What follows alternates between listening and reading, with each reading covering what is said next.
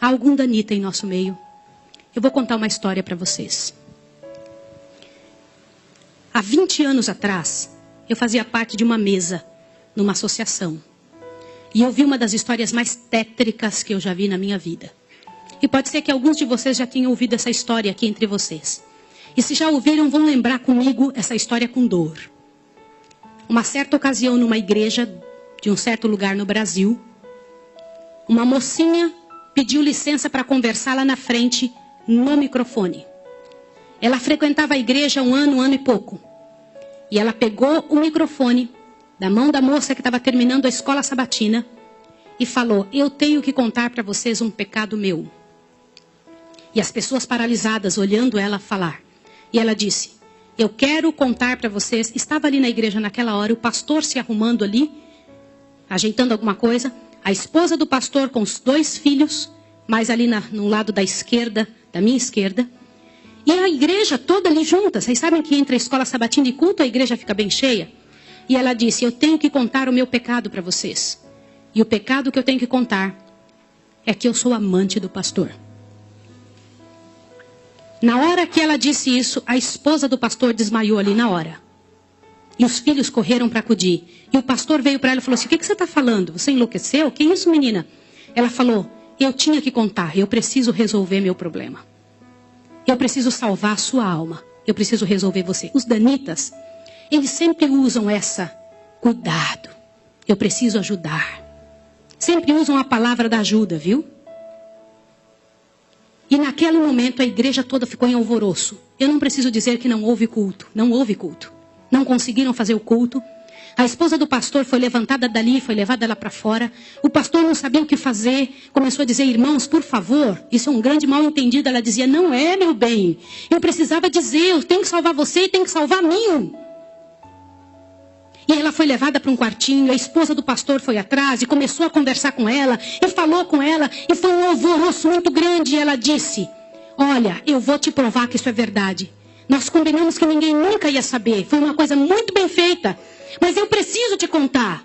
E falou para a esposa do pastor: prestem bem atenção no que eu vou dizer. Falou: só tem uma maneira de você me acreditar, vem aqui.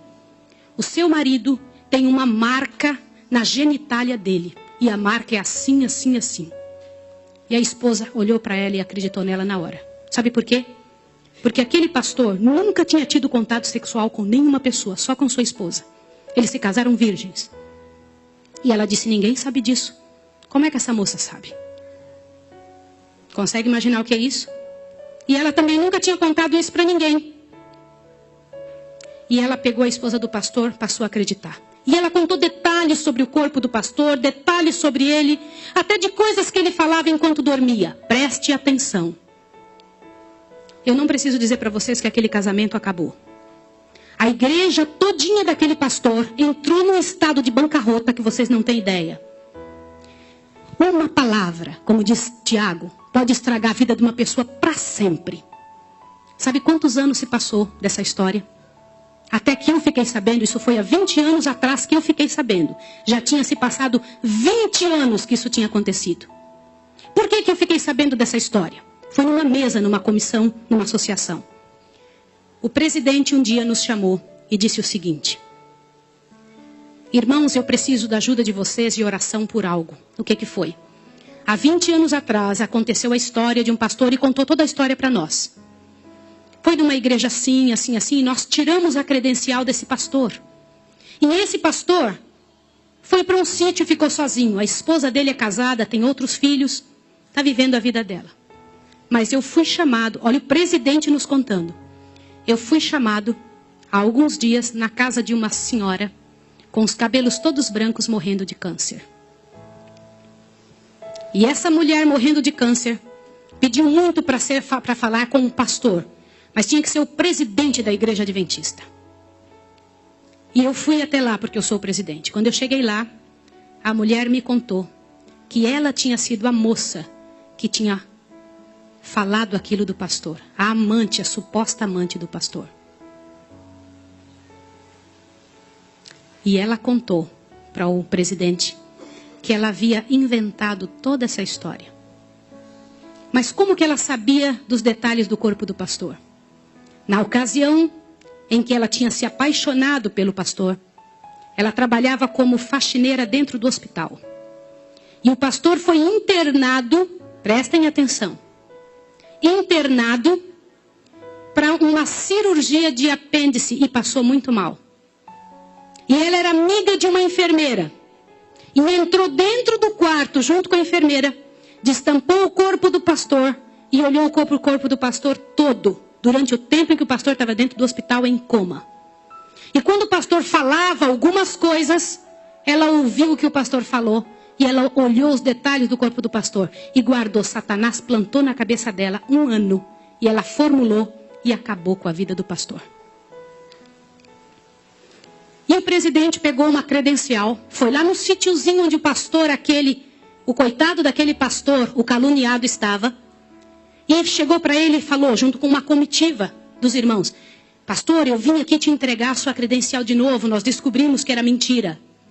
Sabe qual foi a resposta do pastor, irmão? O pastor disse assim: vocês me devolvem minha família e meus filhos também? Vocês me devolvem minha reputação? Se vocês não devolverem junto, eu prefiro ficar aqui.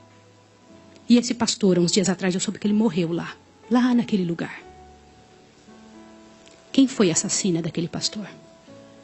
Não foi só aquela mulher, foram todos que falaram junto.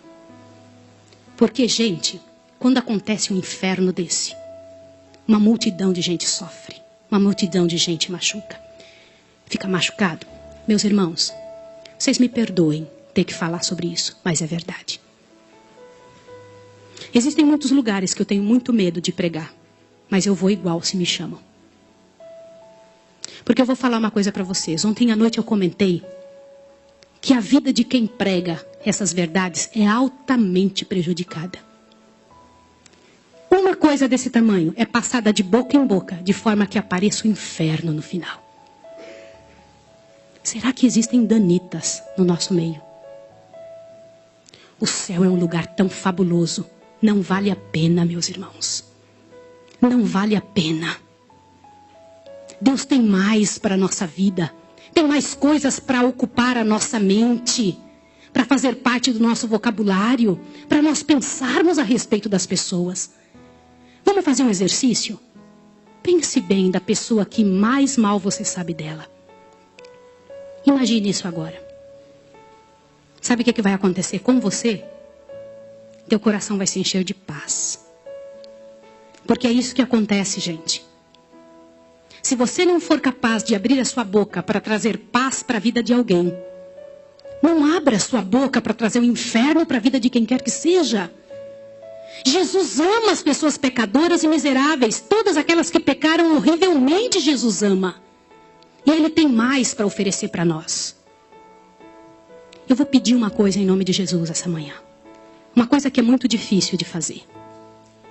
Mas se há alguém em nome de Jesus que falou algo de outra pessoa, ainda que seja verdade, e que não pediu perdão, que peça perdão a Deus agora e corra e peça perdão para a pessoa. Olá, seja muito bem-vindo ao nosso canal Ministério FM. Tá gostando do nosso conteúdo? Então aproveite para deixar o seu like e se inscrever no canal. Seja bênção na vida de muitos. Ajude este conteúdo a chegar a milhares de pessoas. Agradecemos sua parceria. Seja um missionário virtual. Junte-se a nós.